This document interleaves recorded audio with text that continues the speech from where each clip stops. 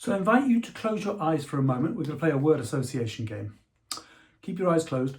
Where are you usually, and what are you doing when you get your best ideas?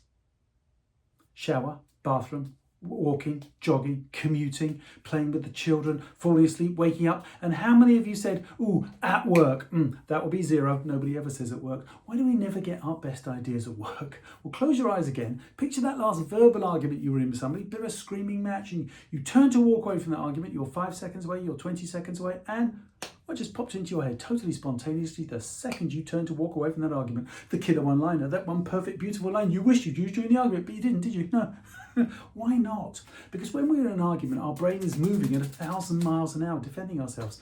And when we're at work, our brain is moving at 100 miles an hour. The emails, presentations, weekly reports, my boss needs something, and I hear myself say, I don't have time to think.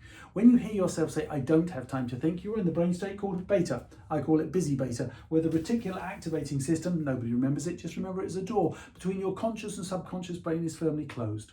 When that door is closed and you hear yourself say, I don't have time to think, you're only working with your conscious brain. And you can Google this. What percentage of my brain is conscious? Only 13% of your brain is conscious. 87% of your brain is subconscious.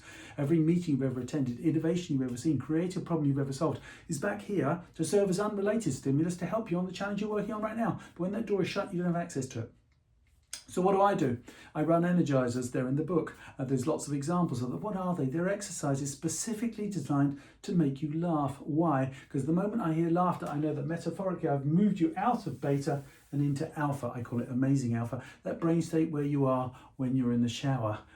When you can still make an informed decision, but you can still have a big idea. It is, in fact, the best brain state for creativity at work. Now, for those of you who said falling asleep or waking up is where you guess your best idea, this brain state is known as Theta. I call it thoughtful Theta. It was practiced by Thomas Edison. He used to fall asleep at night in an armchair, seated with a penny between his knees, a tin tray on the floor, and as his muscles would relax, the penny would drop, and he would write down whatever he was thinking. And that's where the expression "when the penny drops" comes from. It's that unique moment in time. Now, you may think that's nuts, but Thomas Edison had hundreds of more patented inventions than anybody else.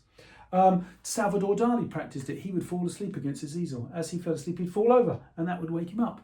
And he would sketch whatever he was dreaming. Of course, I want to know he was smoking before he went to bed. But he was not an unsuccessful artist. If you're one of those people who gets your best ideas as you're falling asleep or waking up, don't forget to keep a notepad by the bed. Far more importantly, when you're working with your colleagues on a particular challenge, brief it in a week or two in advance, where people are going to go to the places where they get their best ideas.